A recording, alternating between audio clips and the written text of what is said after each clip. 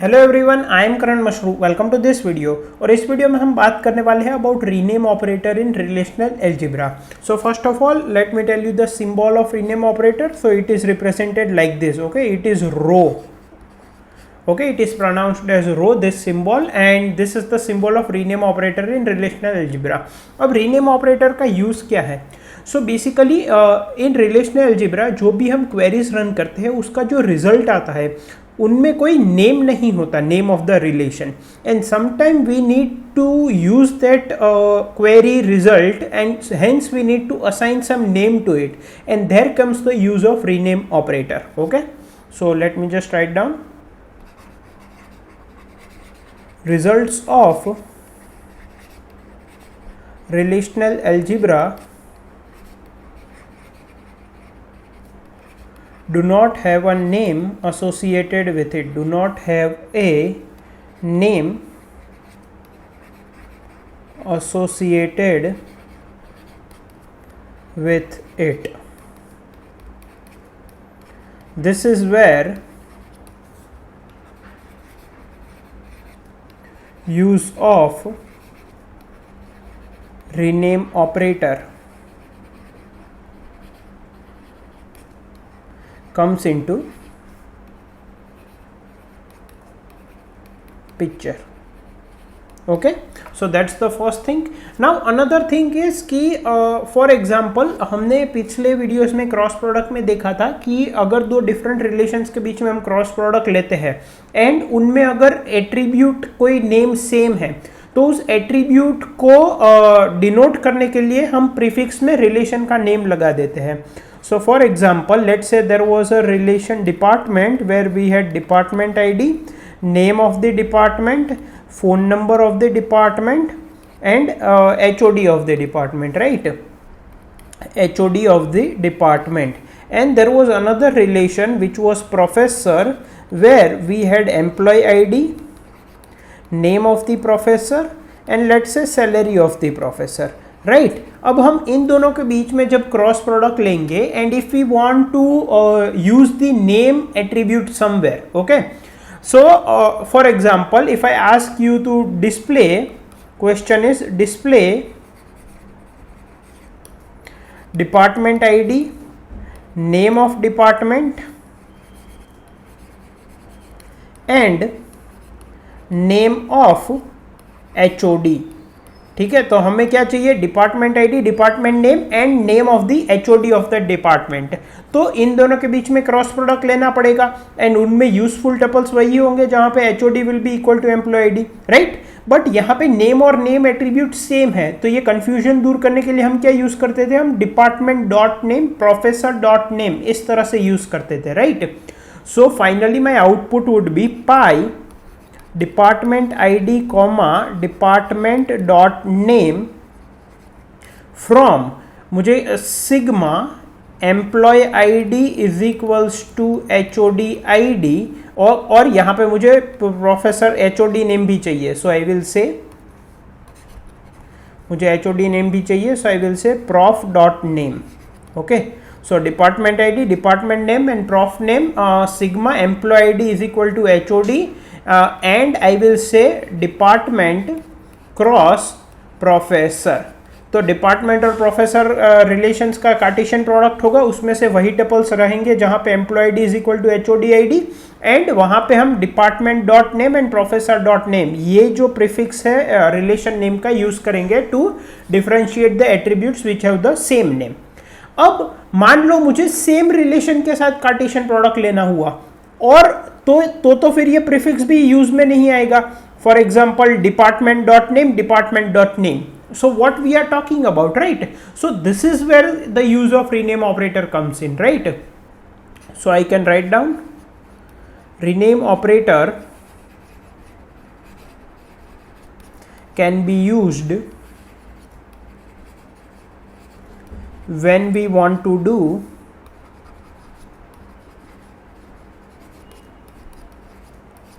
Cartesian product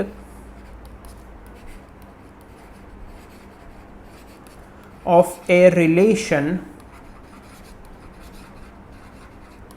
with itself. right? So for example, let me give you a question. For example, you have one student relation instance. Okay, so you have student relation instance. Let's keep it simple. So I will take only 3 attributes. One is the roll number, another is the name of the student, and another is the height of the student. Okay, and here you have 1 2 3 4 5. Name of the student is, let's say, A B C D E. Height of the student is, let's say, 167 centimeter, 168, 169, 166 and 165 centimeter. Okay, now if I ask you the question, find roll number comma name of students whose height is greater than height of roll number is equals to 1.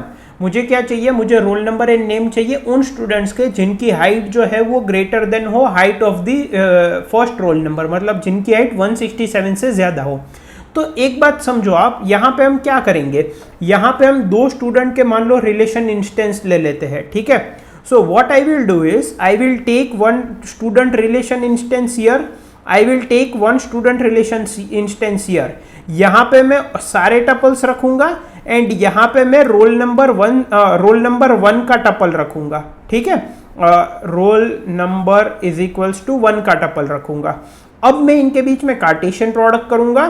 So every relation instance will get associated with roll number 1 instance and उनमें उस पे मैं condition लगा दूंगा कि सिर्फ उन tuples को रखो जहां पे स्टूडेंट की जो हाइट है वो रोल नंबर 1 के स्टूडेंट की हाइट से ज्यादा हो.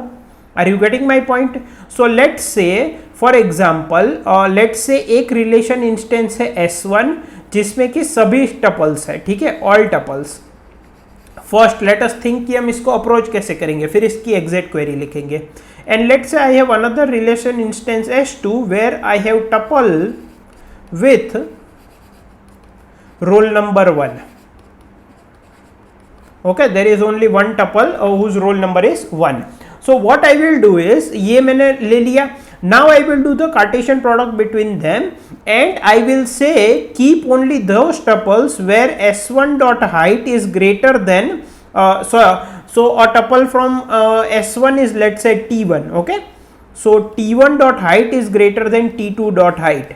अब यहाँ पे राइट हैंड साइड में तो सिर्फ एक ही टपल है, टपल विथ रोल नंबर 1, तो उससे जिन जिन स्टूडेंट्स की हाइट ज्यादा होगी वो मेरा आंसर हो जाएगा. राइट, तो यहाँ पे मुझे स्टूडेंट और स्टूडेंट का ही कार्टेशियन प्रोडक्ट करना है. So how will I apply the conditions, how will I rename the relation? So here comes the rename operator. Okay, so rename operator is denoted like this. So there are two usages, so there are two ways to use it. In this I'll tell you first use case. So this is one notation. What does this mean? Expression E का जो result है उस relation का name रख दो X. Okay, so result of expression E, result of expression E is named as relation X. Okay, तो ये उसका फर्स्ट नोटेशन है. आगे मैं सेकंड एग्जांपल में सेकंड इसका तरीका बताऊंगा. ठीक है, सो जब हम इस तरह से करते हैं तो यहाँ पे एट्रीब्यूट्स का रीनेमिंग नहीं होता. मतलब कि इस एक्सप्रेशन में मान लो 5 एट्रीब्यूट्स थे तो X में भी 5 ही एट्रीब्यूट्स रहेंगे और उन एट्रीब्यूट्स का नेम भी सेम रहेगा. जस्ट दैट रिलेशन का नेम X हो जाएगा. ओके, सो अब वापस इस क्वेरी पे आ जाते हैं. तो यहाँ पे मुझे एक रिलेशन चाहिए था whose name is S2 and यहाँ पे एक रिलेशन चाहिए था हुज नेम इज S1. यहाँ पे सारे टपल्स चाहिए, यहाँ पे सिर्फ रोल नंबर 1 का टपल चाहिए. So what I can do is I can say rho S2 of, इस रिलेशन का नेम क्या था? Student. So I will say student. Okay, तो ये स्टूडेंट नाम का रिलेशन S2 नेम वाले रिलेशन में कन्वर्ट हो गया. Now I can say sigma S2 dot roll number is equals to 1. Okay, तो ये S2 नाम का जो रिलेशन था उसमें से मैंने सिर्फ वो टपल सिलेक्ट किया जहां पे s2 डॉट रोल नंबर 1 था, ठीक है। तो सिर्फ रोल नंबर 1 वाला टपल आ गया होगा, मतलब कि सिर्फ ये वाला टपल मेरे s2 में आ गया, ठीक है। s1 में मुझे सारे टपल्स चाहिए, सो आई विल से s1 ऑफ स्टूडेंट, ओके। और अब इन दोनों के बीच में क्रॉस प्रोडक्ट ले लो, क्रॉस प्रोडक्ट ले लिया। अब क्रॉस प्रोडक्ट लेने के बाद मुझे इसमें कौन कौन से टपल्स चाहिए थे, so let me just push it a bit on the right, okay. So अब हमने क्रॉस प्रोडक्ट ले लिया इन दोनों के बीच में, s1 और s2 के बीच में। s2 में सिर्फ एक टपल है, s1 में सारे टपल्स है। अब इसमें से कौन कौन से टपल्स रखने हैं, जहां पे s1 dot height is greater than s2 dot height, so I will से sigma s1 dot height is greater than s2 dot height, ठीक है। तो अब ये भी हो गया। अब फाइनली मुझे चाहिए था क्या, मुझे चाहिए था roll number and name of the students, ठीक है। उनकी हाइट नहीं चाहिए थी, तो यहां पे मैं पाई लगा सकता हूं, पाई s1 dot roll number and s1 dot name, okay. तो ये मेरी कंप्लीट क्वेरी हो जाएगी, ठीक है। सबसे पहले मैंने एक रिलेशन इंस्टेंस s2 बना दिया, मतलब कि स्टूडेंट इंस्टेंस ले लिया, उसका रीनेम कर दिया s2 और उसमें सिर्फ एक ही टपल रखा जहां पे रोल नंबर था 1। तो ये जो क्वेरी है इसका रिजल्ट क्या होगा, इसका रिजल्ट होगा 1A167, ओके, 1A167। और ये जो है इसमें 5 के 5 टपल्स आएंगे, सो 1 2 3 4 5 A B C D E and the height is 167, 168, 169, 166 and 165। अब मैंने इन दोनों के बीच में क्रॉस प्रोडक्ट कर दिया, तो ये टपल इसके साथ एसोसिएट होगा, ये टपल इसके साथ एसोसिएट होगा, ये इसके साथ एसोसिएट होगा, ये इसके साथ एसोसिएट होगा एंड ये इसके साथ एसोसिएट होगा। उसमें से मैं सिर्फ वो टपल्स रखूंगा जहां पे s1 height is greater than s2 height, मतलब कि 2B168, 1A167, 2B168, 1A167 and 3C169, 1A167, ये दो ही रहेंगे। उस पे मैंने पाई लगा दिया, projection s1 dot roll number and s1 dot name. So this is part of s1, this is part of s2, right? So s1 dot name and s1 dot roll number, so finally I will get 2B and 3C, which is what I wanted, क्योंकि these are the name and roll number of students whose height is greater than that of height of roll number 1. So this is how we can write it, okay? So अगर हमें same relation के बीच में cross product लेना है, we can use the rename operator. Now the second way of this is to rename the attributes as well. So we can also rename the attributes, okay. So I can write like this, row x a1 a2 up to an, okay, of e। तो e जो expression का result आएगा उस relation का नाम x होगा and attributes का नाम होगा a1 a2 a3 up to an। For example, if I say row studinfo, if I say roll id comma name from and then I will say pi roll number comma name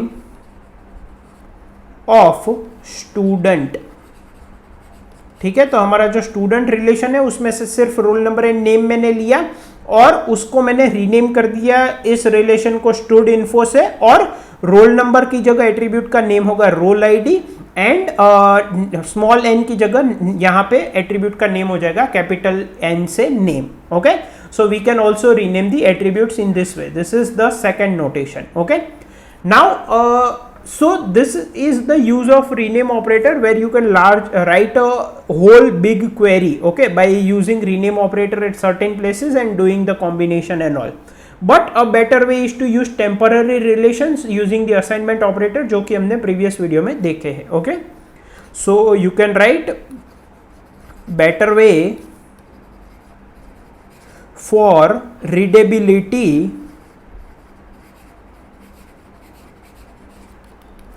to solve these kind of questions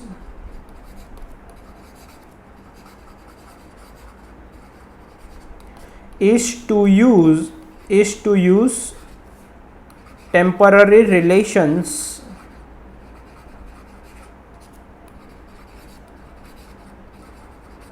using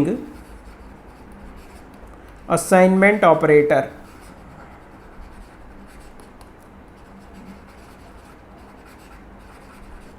okay, so that's all about the rename operator. I hope आपको इस video में सब कुछ clear हुआ होगा। Thank you.